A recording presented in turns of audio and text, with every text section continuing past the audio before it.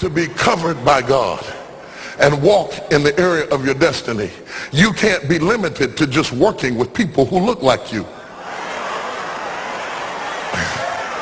or think like you, or vote like you, or dress like you. You got to get out the box, because God's going to use a whole lot of people to bless you, to move in and out of your life, and you can't be narrow or one-dimensional. This is a coat of many colors. Oh, yes. It's a coat of many colors. Do not categorize the blessing by colors. It is not the colors you need to watch. It is the character. Watch out for the character. I'm going to tell you, there are three basic types of people that you will interact with if you are a child of destiny. Can I share this with you? The first group are confidants. Confidants. You will have very few of them. Confidants are those people in your life who love you unconditionally. They are into you. Whether you're up or down, right or wrong, they are into you. They are in for the long haul. If you get in trouble, they get in trouble with you. They'll come see you in the jailhouse. They'll come get you out the crack house. They're confidants. You can open up and share anything with them. You'll never inherit your kingdom until you find your confidant. You can't be David till you find your Jonathan. Having a good confidant is the key that unlocks the kingdom, because you were raised outside the gate and God's going to cause you to reach over the wall. You got to have a confidant behind the wall who can mentor you for what God is going to do next in your life. The problem with most people is that everybody they run around with is under them. And so you are forever feeding people who can't feed you. And after years of feeding them, they begin to drain you. You've got to have somebody who can feed you so you can feed somebody else. Oh, y'all don't hear what I'm saying. Am I talking to anybody in here?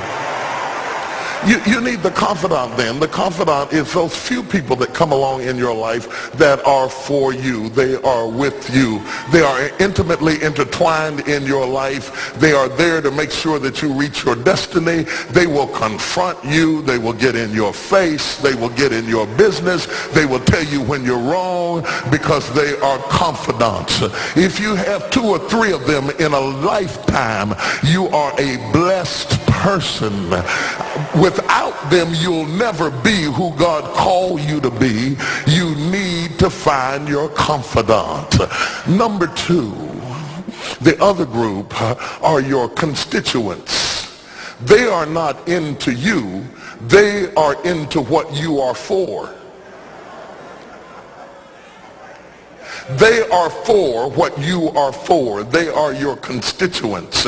And as long as you are for what they are for, they will walk with you and work with you and labor with you, but never think that they are for you.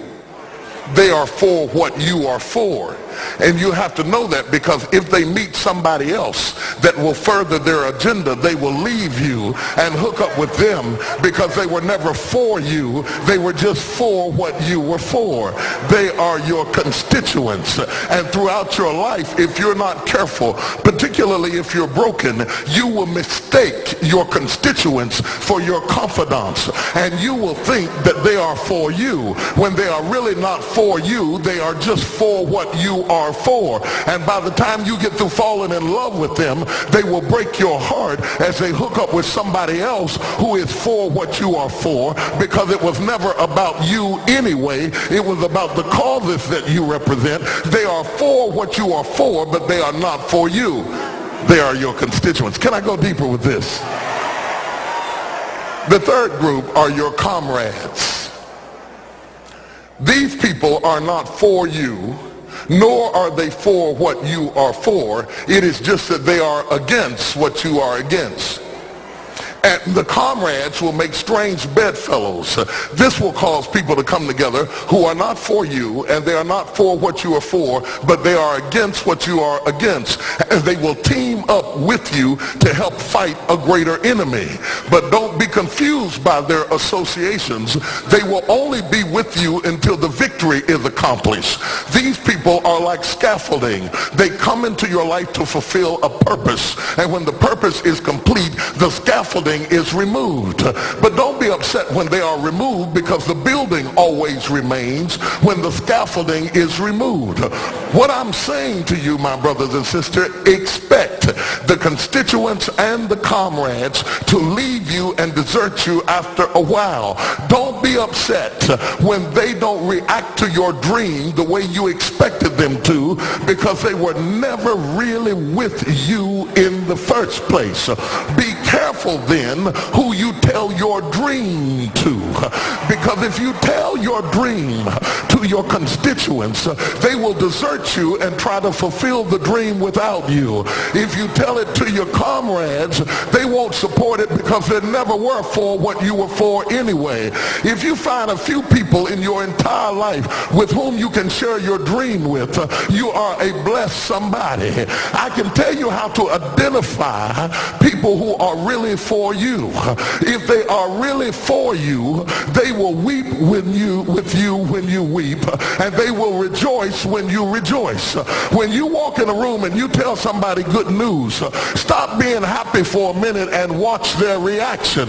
If they're not happy for you, shut your mouth and walk back out of the door. Oh, y'all don't hear what I'm saying to you. Oh yeah, because when they are really connected to you, they will be happy for you when you share your dream. Find somebody, look them in the eye and say, are you happy for me? If you don't get the right reaction, don't tell them anything else. You need somebody who's really going to be happy for you. I don't want just anybody praying for me. I don't want none of them haters praying for me, because you know you hate me and you don't want me to succeed. I want somebody praying for me who really wants me to be blessed, who wants me to be an overcomer, so you can put up your oil and stop speaking in tongues, because you know you never did speak to me anyway, and ain't no need in you coming up here in this hospital like you're going to pray some cancer up off of me. I'd rather have somebody who really loves me lay across the bed and rebuke the devil. And God is so faithful. He'll always give you somebody. Oh, if you ever send anybody into your life to help you, you ought to just clap your hands and thank him for the people he sent. Don't worry about the people he took. You ought to praise him for the people he sent. Tell somebody, say, somebody help me. I didn't get here by myself. Somebody helped me to get here. Somebody taught me how to stand. Somebody got me behind the gates. Somebody taught me the protocol of the palace. Somebody encouraged me when I felt like dropping out of school. Somebody helped me when my back was up against the wall. Somebody mentored me when I was going through a divorce. Somebody helped me when I was going through a crisis. God is so faithful that he will never leave himself without a witness. He will send somebody.